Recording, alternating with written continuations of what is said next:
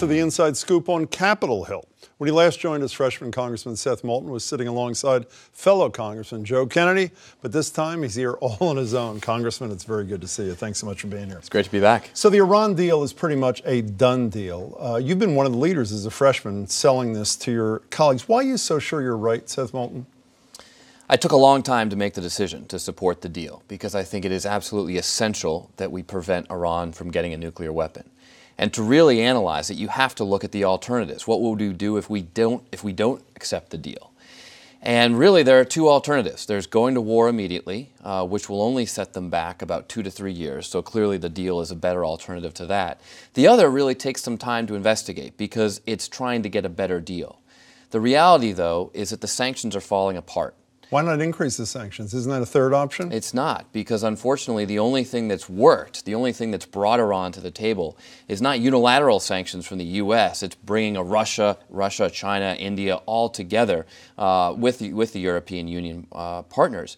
And only that pressure has gotten Iran to the table. Russia and China and India are done. They've made that very clear. So the fact of the matter is, Iran is going to get all this money anyway. They can either get it for free if we reject the deal, or they can get it with the most intrusive inspections regime that the world has ever seen, and that's just a better alternative. I want to talk about that money in a second. How uncomfortable was it? You did a congressional, I was going to say junket tour to Israel. You met with Netanyahu there. You, I believe, were the only congressperson who was there who had already declared that you're voting for the deal. Obviously, Israel's against it. Was that how were you treated? How was that? I was treated exceptionally well. When I went to Israel, the whole tenor of the visit was of a reasoned, important debate between allies. It was not nearly as contentious, frankly, as it's been back here. We all agree on the same goals. No one wants Iran to have a nuclear weapon. We've got to strengthen the historic partnership between Israel and the United States, a partnership that in the past has always been bipartisan. And we've got to work together to bring more stability to the Middle East because an unstable Middle East is bad for the whole world. I want to read you one more thing, what Netanyahu's had to say about this, which is not terribly atypical. It's up there. A stunning historic mistake. In the coming decade, the deal will reward Iran with hundreds of billions of dollars. This cash bonanza will fuel Iran's terrorism worldwide, its aggression in the region, its efforts to destroy Israel, which are ongoing. What do you say to your constituents who buy that? The reality is that there is a lot of people out there who complain about the deal, and I certainly don't think it's a perfect deal.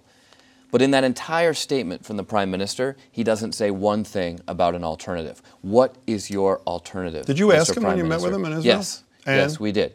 He had no alternative. In fact, I found the visit with the Prime Minister and my entire trip to Israel quite reaffirming of my decision. Because even though this is an imperfect deal, I wish it were better, nobody was able to present a viable pathway to a better deal. I mean, look, even the Prime Minister admits that if we tried to reinstate sanctions, they wouldn't be as strong as they are today.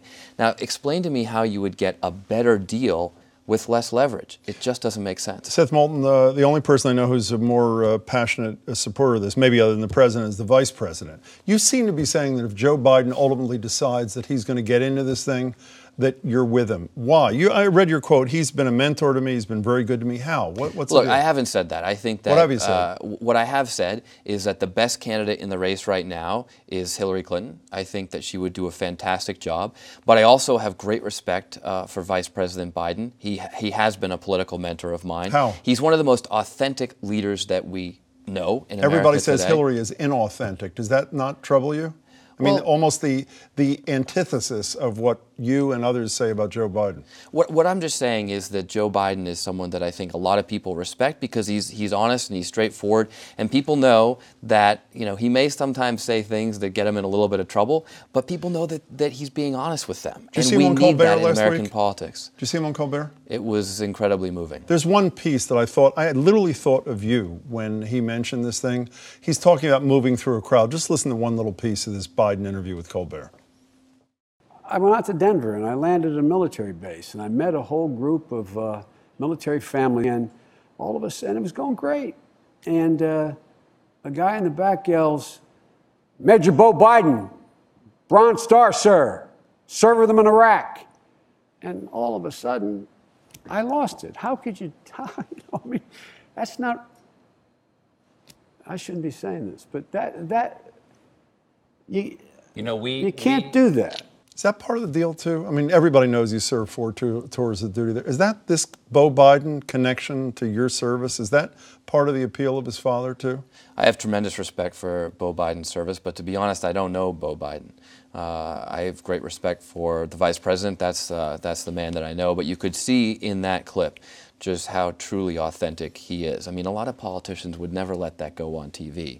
But I think Americans are yearning for someone who's not afraid to tell people how he feels. In a Quinnipiac poll, speaking of inauthentic, the first word that most people came up with, or at least a largest percentage of people came up with to describe Hillary Clinton, was liar.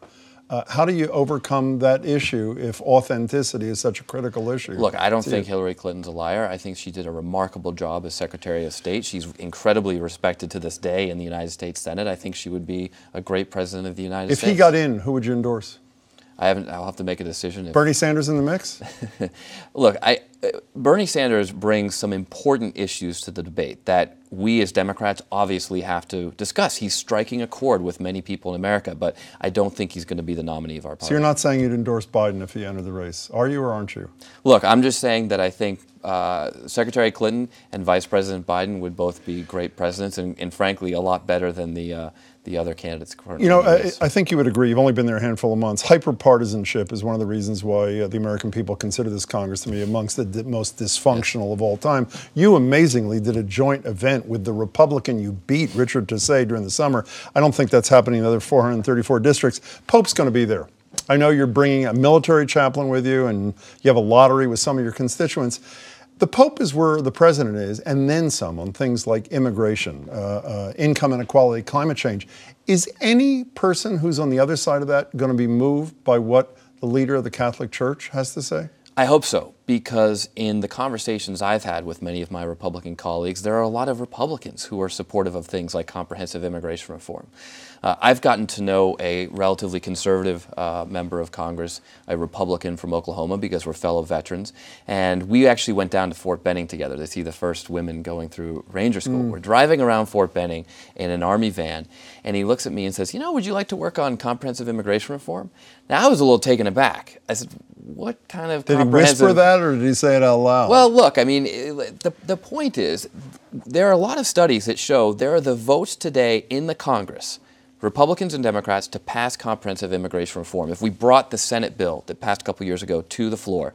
But the problem is the Republican leadership is controlled by the far right, and they won't even bring it to a vote. So does that mean the Pope can have an impact? You think their minds cracked open enough that he can enter those minds? Is that where you're going? Look, I think he can have an impact, and that's why I'm excited to see and to hear what he has to say. Congressman, we ran out of time. Next time you're here, hopefully soon, we got to talk about your fix for the Veterans Administration and the fact that you're continuing to get your medical care there. Is that not correct? It's absolutely correct. There's so much work to be done, and I'm going to continue going to the VA myself until the problem's fixed. Fair enough. Good to see you, Congressman. Thanks so much. Seth Moulton.